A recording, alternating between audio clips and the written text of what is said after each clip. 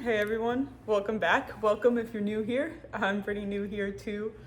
Today I have just a little bit of a reading update for you where I'll talk about what I've read recently, finished reading, what I'm currently reading, and then I have the teeniest book haul ever.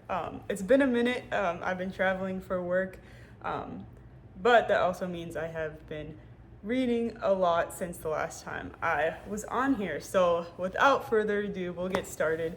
And instead of going from least thick to most thick books today, we'll just go in the order that I started reading or acquired these books. First up, we've got The Little Friend by Donna Tart. This is the most recent, the first book I finished of the two I've got here. And it is Donna Tart's second novel. Her first one was The Secret History, which I do have here and that you've probably heard of. It's definitely her most popular book.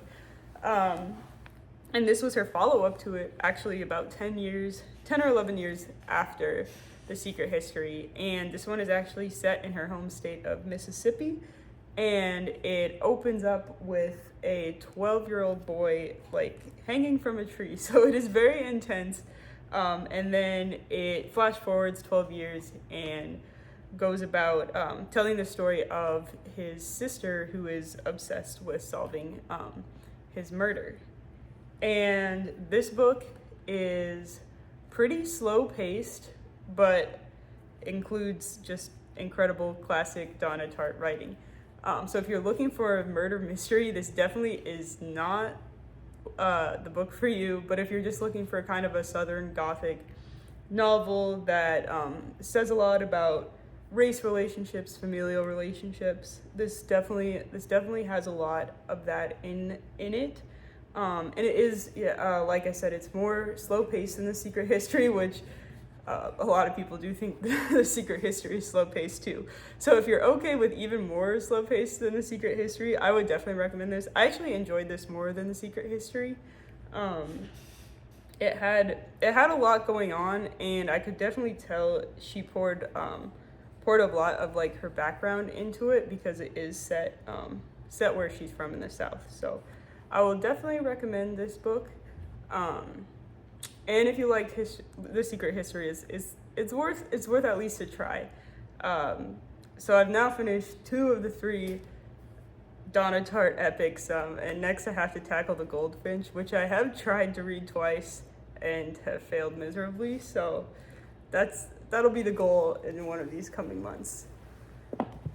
Next up, we have a book that actually made its way very quickly into at least my top 10 books, which is Never Let Me Go by Kazuo Ishiguro.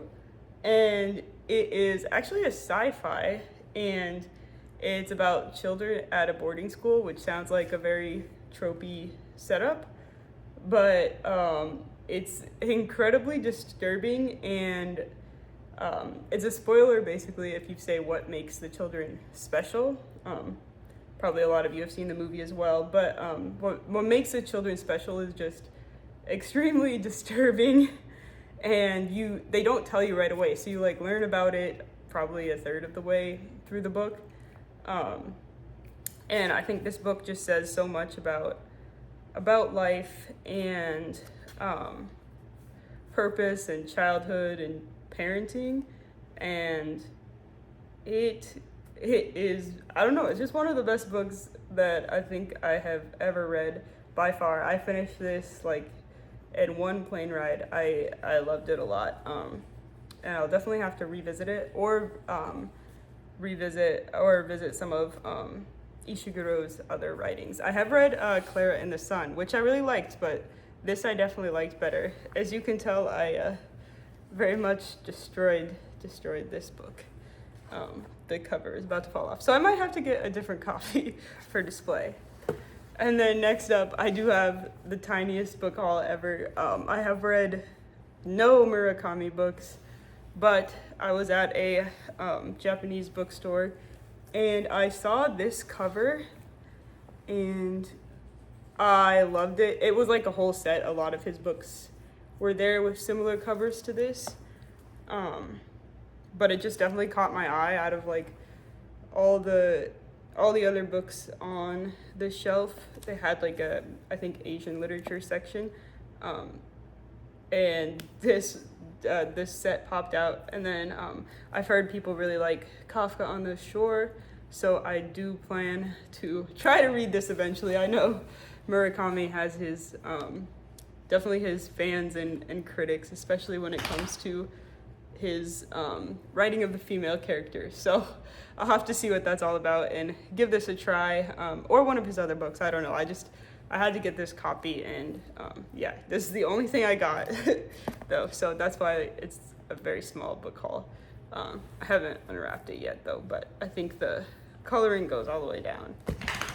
And then next up, my current read is another Dune book, God Emperor of Dune. This is the fourth standalone Dune book by Frank Herbert. And as you can see, I am not very far in it yet. I just started this on my last airplane ride, and so far, so good.